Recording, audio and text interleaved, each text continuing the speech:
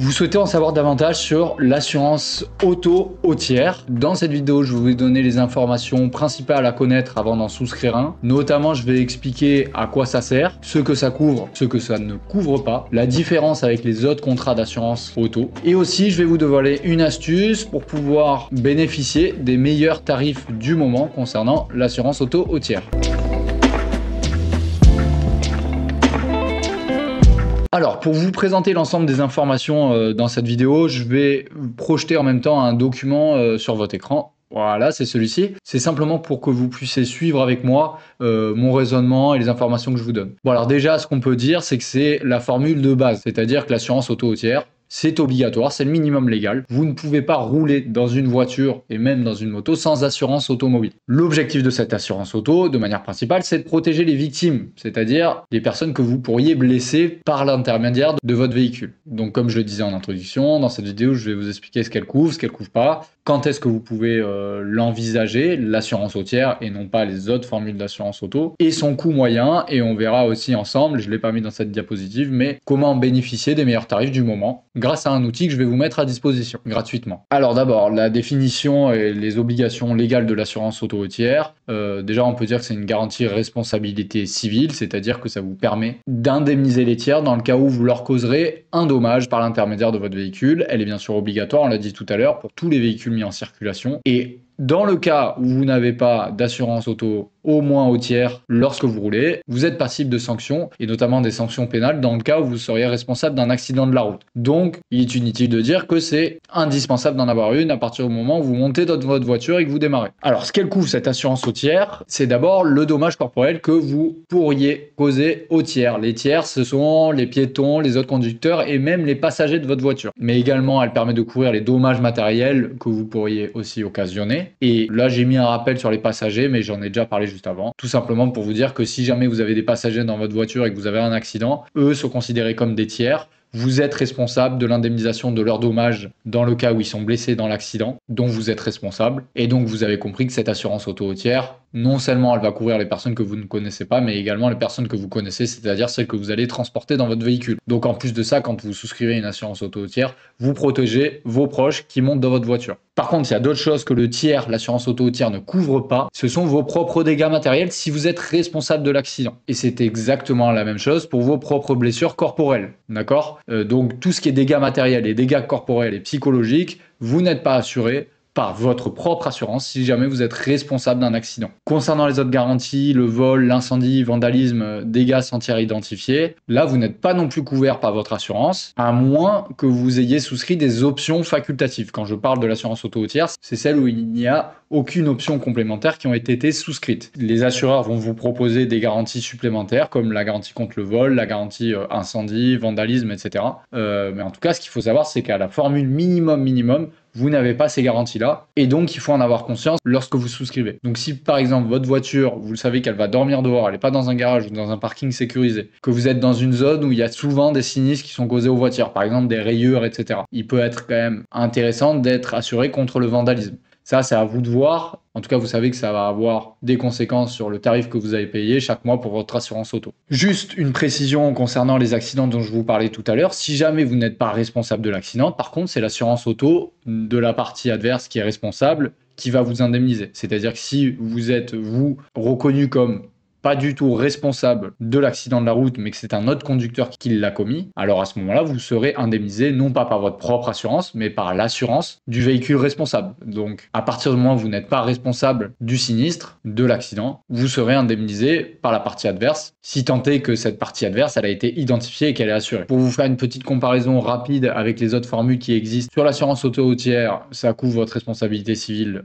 en cas de dommage des autres personnes, dans le cas où vous êtes responsable d'un accident de la route. L'intermédiaire, ou parfois on parle de tiers plus, vous allez pouvoir avoir davantage de sinistres qui vont être pris en charge. J'en parlais tout à l'heure, le vol, incendie, bris de glace, etc. Vous allez pouvoir du coup profiter de cette garantie complémentaire facultative qui s'ajoute à celle, bien sûr, au tiers, celle qui est prévue par la loi. Et donc, du coup, l'ordre de coût va être intermédiaire, c'est-à-dire que ça va être un peu plus élevé qu'une assurance auto au tiers. Enfin, vous avez l'assurance auto tout risque, et j'en ai fait une vidéo dédiée, donc n'hésitez pas à aller la consulter si vous souhaitez en savoir plus. Là, vous allez carrément pouvoir être indemnisé par votre propre assurance, même si vous êtes responsable de l'accident de la circulation. Et bien sûr, son coût est donc le plus élevé puisque c'est là où vous avez le plus de garanties qui sont couvertes. C'est assez logique finalement. Sur l'assurance auto au tiers, combien ça coûte? En moyenne, 500 € par an. Ça, c'était en 2024. C'est un petit calcul que j'avais fait avec les différentes sources que j'ai retrouvées sur Internet. L'assurance touriste, vous voyez que c'est presque 2 fois plus cher puisque vous avez bien plus de garanties qui sont couvertes. Et il y a quand même des gros écarts qui sont constatés selon votre profil. Si vous êtes un jeune conducteur, si vous avez des bonus, des malus, votre âge, vos antécédents, votre véhicule, est-ce que c'est un véhicule puissant, est-ce que c'est un véhicule qui vaut cher, quelle est sa puissance, l'usage que vous faites de votre véhicule. Il y a certains assureurs auto qui proposent aussi des assurances auto au kilomètre. Ça peut être intéressant si vous ne prenez pas souvent votre voiture. Et bien sûr, ça dépend de l'assureur que vous choisissez. Et en plus, ça change chaque année. Chaque année, vous avez des offres qui sont présentées par les assureurs auto qui vont être différentes des années précédentes. Et donc, le coût de l'assurance auto mensuel, il évolue chaque année. C'est pour ça que ça peut être pas mal de faire un point chaque année sur les tarifs grâce à la loi Hamon. Mais ça, j'en parlerai un tout petit peu plus tard. Et c'est en gros une loi qui vous permet de changer d'assurance auto chaque année, donc de profiter des meilleurs tarifs pour des garanties équivalentes et mettre à jour vos prix chaque année pour éviter que votre prime mensuelle d'assurance auto augmente d'année en année. Mais on reviendra sur ça un peu plus tard. D'abord, je voulais juste vous parler de mon outil. C'est un comparateur gratuit et sans engagement que vous pouvez retrouver sur mon site internet legassure.fr/comparateur assurance auto. Ça permet d'obtenir un tableau avec les offres du moment en matière d'assurance auto selon votre profil, c'est-à-dire que vous allez répondre à une série de questions, vous allez expliquer quel est votre profil d'assuré. Et ensuite, l'outil qui est mis à disposition par mon partenaire va vous donner différentes offres d'assurance auto qui pourraient vous intéresser.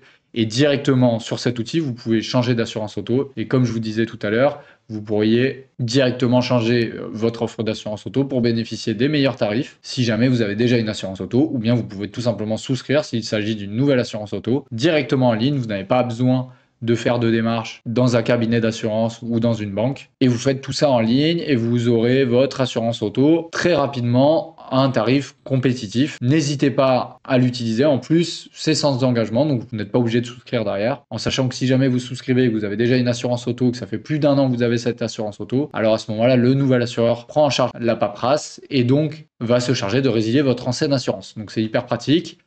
Ça permet une mise en concurrence et donc vous trouvez un prix adapté aux offres du moment pour des garanties équivalentes si jamais vous avez déjà un contrat d'assurance auto en cours. Voilà, ça c'était la petite parenthèse pour promouvoir mon outil. Et maintenant, je vais répondre à la question de savoir quand est-ce qu'il faut envisager l'assurance auto au tiers. Bon, bah ça va sans dire puisque en fait, on sait que c'est l'offre d'assurance auto la moins chère. Donc, si jamais vous avez un budget serré, notamment que vous êtes un jeune conducteur, vous allez pouvoir rouler en toute légalité avec votre assurance auto sans supporter des coûts qui sont trop élevés. Donc, vous pourriez par exemple avoir le raisonnement suivant: je suis un jeune conducteur. Ma voiture n'a pas une valeur très élevée puisque je l'ai achetée d'occasion. Je sais que potentiellement je vais l'abîmer parce que j'apprends encore à conduire. Je viens d'avoir mon permis.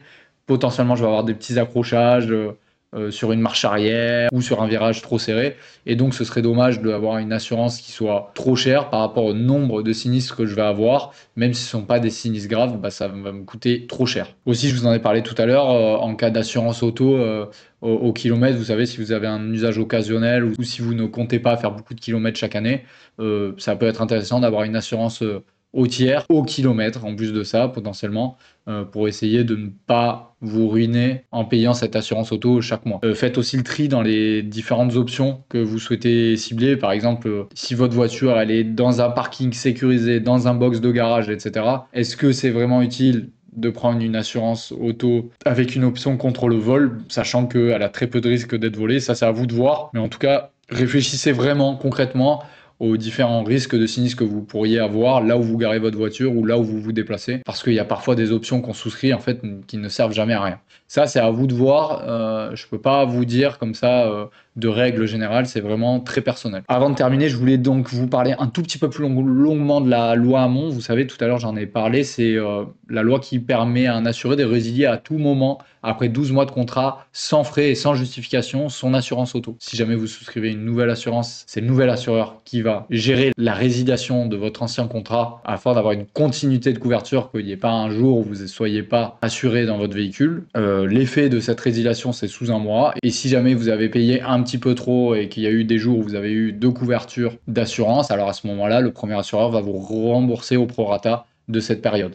Et comme je vous disais tout à l'heure, l'intérêt de cette loi Hamon, je pense que vous avez compris, c'est de mettre en concurrence les différentes offres d'assurance auto du moment, afin de toujours, chaque année, bénéficier des meilleurs tarifs pour des garanties équivalentes. Voilà, je vous remercie d'avoir regardé ma vidéo. Je vous invite à la liker. Moi, ça me motive à continuer. Et surtout, ça permet de m'indiquer que vous aimez ce type de contenu. D'autre part, je vous invite à vous abonner si vous souhaitez me soutenir d'abord et aussi être prévenu dès lors que je publie de nouvelles vidéos, sachant que je ne parle pas que d'assurance sur cette chaîne, mais de juridique de manière générale. Et donc, ça peut vous servir à un certain moment de votre vie. Par exemple, j'ai traité déjà le droit pénal avec le dépôt de plainte, etc. Et je compte du coup traiter différents sujets qui pourraient potentiellement vous intéresser. Je vous rappelle le comparateur gratuit, le lien est en description. Aussi, je vous donne un guide gratuit, c'est-à-dire en gros un résumé de tout ce que je vous ai dit là par écrit. Vous pouvez aller sur le lien que je vous mets en description, le télécharger, comme ça vous avez une trace écrite, vous pouvez le partager avec vos proches si vous le souhaitez, donc ça c'est comme vous voulez. Vous pouvez me poser vos questions en commentaire, n'hésitez pas à le faire, je vous répondrai avec plaisir. Bien sûr, je ne peux pas vous conseiller personnellement, mais je peux vous donner des informations et notamment des informations juridiques si cela est nécessaire, et donc comme ça vous gagnez du temps. Je vous remercie.